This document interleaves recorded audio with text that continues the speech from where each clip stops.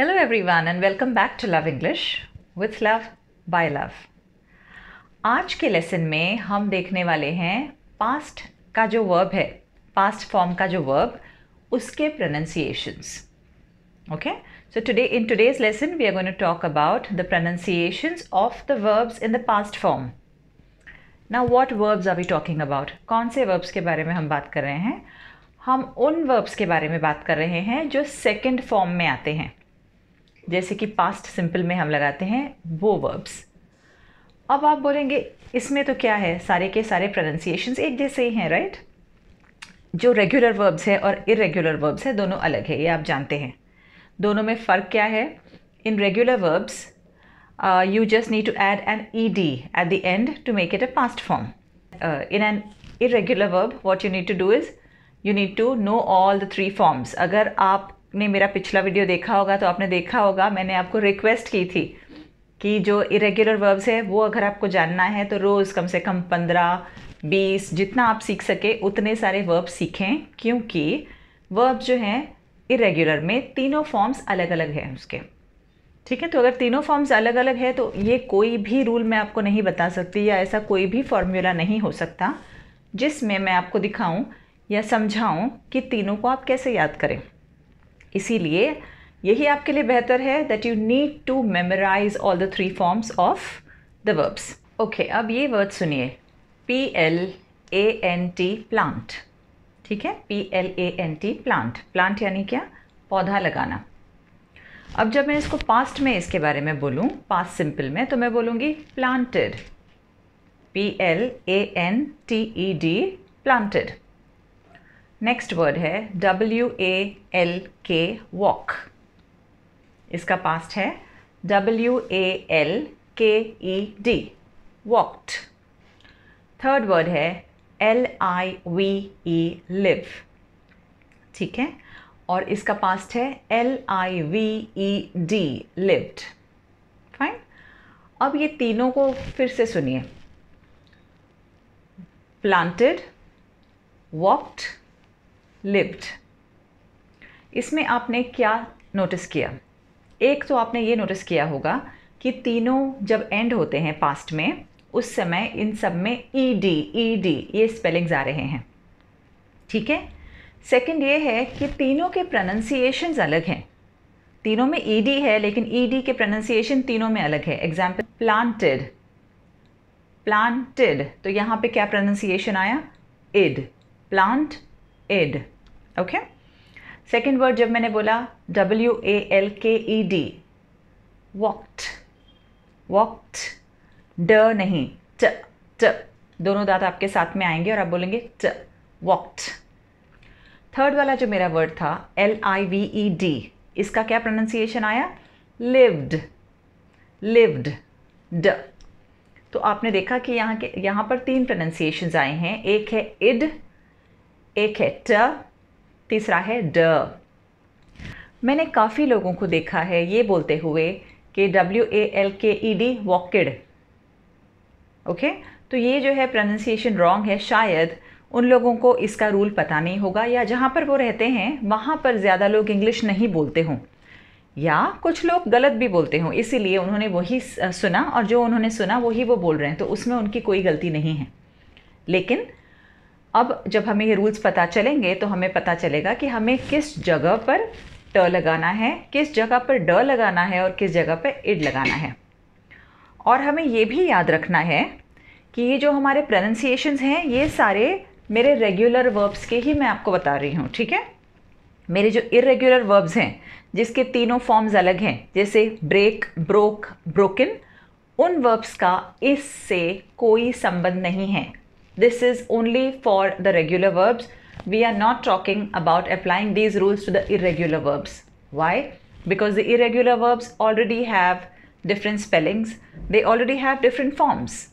Okay, so we cannot apply these rules to them. These rules which we are going to see today are only applicable to our regular verbs.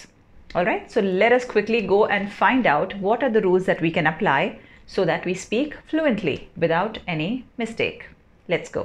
सबसे पहला हमारा rule ये रहेगा कि जो verbs या जो root words जो हैं ये अगर ट या ड यानी टी या डी के साउंड में एंड होता है, तो इसके साथ आपको इड का प्रोनाउंसिएशन लगाना है। ओके, एग्जाम्पल WANT वांट, ठीक है, तो इसका जो प्रोनाउंसिएशन ED के साथ जब लगेगा तो बनेगा wanted. Fine.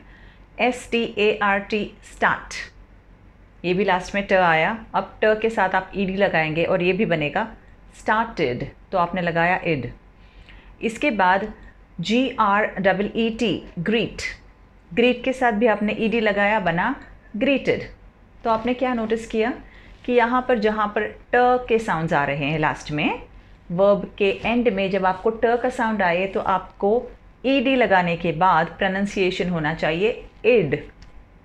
Okay, wanted, greeted, rented, started.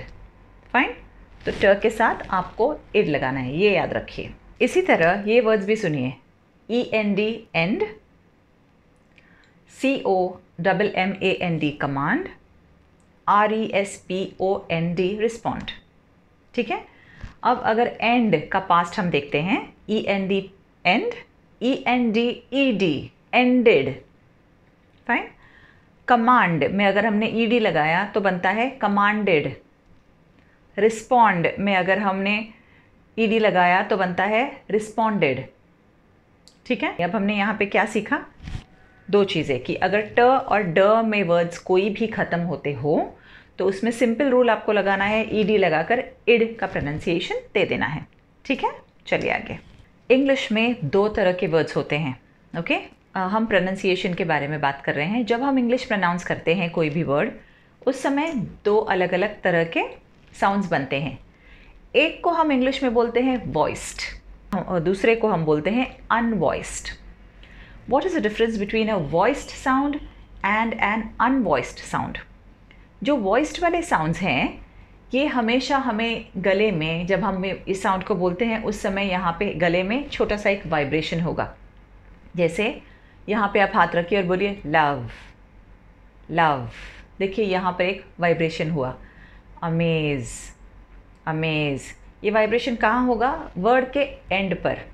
Okay, जज जज, तो ये सारे वर्ड्स जो हैं इन्हें हम बोलते हैं वॉइस्ड। तो जब भी आपके कोई वॉइस्ड वाले वर्ड्स होंगे, ओके, तो इसमें आपको ड लगा देना है, ड।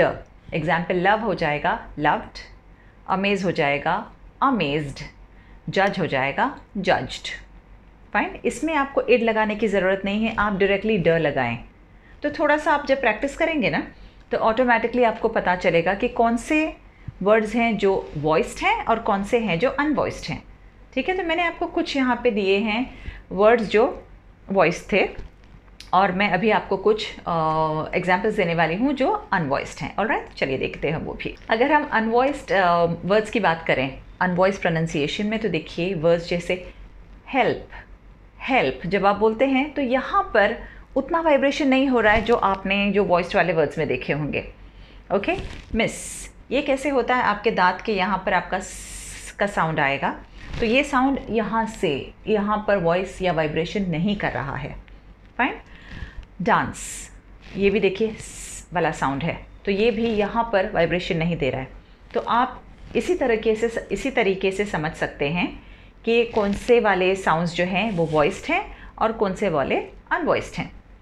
ठीक है, तो ये वाले जो साउंड्स हैं मेरे, जैसे कि मैंने अभी बोला हेल्प, ठीक है, हेल्प, ये वाले वॉइस्ड नहीं है, तो इसको जब मैं प्रोनाउंस करूँगी पास्ट में तो इसके साथ मुझे टी या ट का साउंड लगाना है। तो मैं हेल्प को हेल्पेड नहीं बोलूँगी, हेल्प को हेल्प्ड भी नहीं बोलूँगी, हेल्प को बोलूँगी हेल्प्ड, ये साउंड आना चाहिए। सिमिलरली जब मैं मिस बोलती हूँ MISS मिस, तो इसमें भी लास्ट का साउंड सुनिए, मिस्ड मिस्ड। ओके, ये वाला साउंड आना चाहिए। इसके अलावा DANCE डांस, डांस्ड, डांस्ड, डांसड या डांसड नहीं बोल सकते हम। ठीक है, सिमिलरली LAUGH लाफ, लाफ, इसको कैसे बोलेंगे, लाफड या लाफड, नो, इसको हम बोलेंगे लाफ्ट, लाफ्ट। ठीक है, तो ये सेकंड रूल मैंने आपको समझाया। सेकंड रूल क्या था कि अगर वॉइस्ड वाले कोई भी मेरे प्रोनाउंसिएशंस होंगे, वॉइस्ड वाले वर्ड्स होंगे, तो उसमें मुझे ड लगाना है, अनवॉइस्ड में मुझे ट लगाना है। सिंपल है, राइट? चलिए आगे। अगर आपके प्रेजेंट में या फर्स्ट फॉर्म में जो रूट वर्ड है, अगर उसमें लास्ट में ई आता हो, ठीक है, आपको पता है अगर इसे मुझे पास्ट में ले जाना है, पास्ट फॉर्म में, तो मुझे इसमें ई डी लगाना होता है। लेकिन आपको तो यहाँ पे रेडीमेड ऑलरेडी ई मिल गया है। अगर आपको रेडीमेड ई मिल जाता है तो आपको सिर्फ डी लगाना है, एक्स्ट्रा ई लगाने की ज़रूरत नहीं है, ठीक है। ये जो मेरा इनवाइट है, INVITE इनवाइट, इसमें अगर आपने नोटिस किया लास्ट में ई है, तो क्योंकि आपके पास इसमें लास्ट में ई ऑलरेडी है, आपको एक्स्ट्रा ई लगाने की ज़रूरत नहीं है, आप इसमें सिर्फ डी लगाएं, ठीक है। और इनवाइट जो है ये अनवॉइस्ड है, तो क्योंकि अनवॉइस्ड है और लास्ट में ट का साउंड आया है, मोस्ट इम्पॉर्टेंटली आप ये याद रखिए, इसमें ट का साउंड आ रहा है, आप स्पेलिंग पर ना जाइए, सिर्फ साउंड पे ध्यान दीजिए। इनवाइट, ट का साउंड आया तो इसमें आपको क्या लगाना है, ई डी लगाकर या डी लगाकर इसको आपको बोलना है इनवाइटेड, इड का साउंड आएगा, ठीक है। तो जो वर्ड्स ई में एंड होते हैं सिर्फ डी लगाइए, ठीक है। ये था हमारा सेकंड रूल, जहाँ पे ई हो वहाँ पे सिर्फ डी लगाइए। ऑलराइट, चलिए रूल नंबर 3। अगर आपके पास कोई भी वर्ड है जो छोटा है, example it is a small sound, a small word with just one vowel, example DOT, dot, ठीक है। तो अगर ये डॉट है तो मुझे क्या करना है, लास्ट का जो लेटर है वो लेटर को मुझे डबल करना है, ठीक है। एग्जाम्पल DOT डॉट, तो मुझे अब ये वर्ड को बनाने के लिए क्या करना पड़ेगा, DOTTED डॉटेड, डॉटेड, इस तरह से इसका प्रोनाउंसिएशन होगा। ऑलराइट, एग्जाम्पल अगर मेरे पास कोई वर्ड है जैसे PLAN, प्लान, PLAN प्लान, यहाँ पे अगर आप देखें तो मेरा जो साउंड है प्लान, साउंड आ रहा है, करेक्ट। तो ये मेरा लॉन्ग वावल साउंड हुआ। अगर मेरा लॉन्ग वावल्स वाला साउंड हुआ तो मुझे जो एंड का एन है वो तो डबल करना ही है, क्योंकि ये रूल है, PLANNED, प्लैंड। लेकिन प्रोनाउंसिएशन यहाँ पर अब ड का आएगा सिर्फ, तो मुझे प्लैनेड नहीं बोलना है, सिर्फ बोलना है प्लैंड, ठीक है। ये था हमारा रूल नंबर 3। फर्स्ट वाला वर्ड में क्या था, डॉट, छोटा वाला था, तो इसीलिए मैंने डॉट बोला और इड लगाया, तो डॉट डॉट इड। सेकेंड वाले में मेरा वावल साउंड लॉन्ग था, तो मैंने बोला प्लान एंड प्लैंड, ठीक है। Remember this, let's move on. Rule number 4, अगर मेरा कोई भी वर्ड है जो वाई से एंड होता हो, जैसे CRY क्राई, ठीक है, या WORRY वरी, फाइन, और CARRY कैरी, अगर ऐसे वर्ड्स हैं मेरे पास, तो इसे अगर मुझे पास्ट में लेके जाना हो तो मुझे क्या याद रखना पड़ेगा कि मेरा जो CRY वाला Y है, WORRY वाला Y है, CARRY वाला Y है, ये तीनों Y को मुझे निकाल देने हैं, फाइन। Y को निकाल कर वहाँ पर रिप्लेस क्या करना है, I, तो अब मेरा स्पेलिंग होगा CRI, लेकिन मेरा रूल क्या है कि पास्ट में जाने के लिए मुझे ED लगाना है, तो वही रूल यहाँ पे एप्लीकेबल होगा, स्पेलिंग वही होगा, CRIED, cried. WORRY, no, Y को निकालो और I लगाओ प्लस ED लगाओ, so WORRIED, worried. Same way carry, CARRY carry, Y को निकालो, I लगाओ and ed ED, CARRIED carried, fine. तो इसका प्रोनाउंसिएशन आपने देखा कैसे था, क्राइड, वरीड, कैरीड, ठीक है। लेकिन अगर मेरा कोई ऐसा वर्ड है जैसे PLAY, प्ले, ये भी Y से एंड होता है, राइट, तो यहाँ पर क्या मैं Y को निकाल के I प्लाई कर सकती हूँ, नहीं कर सकती। तो ये रूल यहाँ पर लागू नहीं होगा, क्यों, because English is a language of exceptions, English में बहुत सारे एक्सेप्शंस हैं, तो इसीलिए जो एक रूल कहीं पे लागू होता है, नॉट नेसेसरीली वो 100% वहाँ पे लागू हों। ऑलराइट, तो यहाँ पे जो मेरे लॉन्ग वावल वाले साउंड्स हैं जैसे PLAY, प्ले, इसको मुझे वैसे ही रखना है, इसके साथ मुझे ED लगाना है और ये होगा played, okay. Same way annoy, ओ का साउंड आ रहा है ना, और लास्ट में आए, एनॉय का साउंड आ रहा है, तो ये भी मेरे लॉन्ग वॉवल्स वाले साउंड है, तो इसे भी मुझे ANNOYED, एनॉयड ऐसे बोलना है। ठीक है, तो आज के वीडियो में हमने देखा कि जो मेरे पास्ट के वर्ब्स हैं वो वाले वर्ब्स के अलग अलग तरीके से प्रोनाउंसिएशन हो सकते हैं। इसके 3 प्रोनाउंसिएशंस हैं और तीनों के रूल्स मैंने आपको दिखा दिए हैं।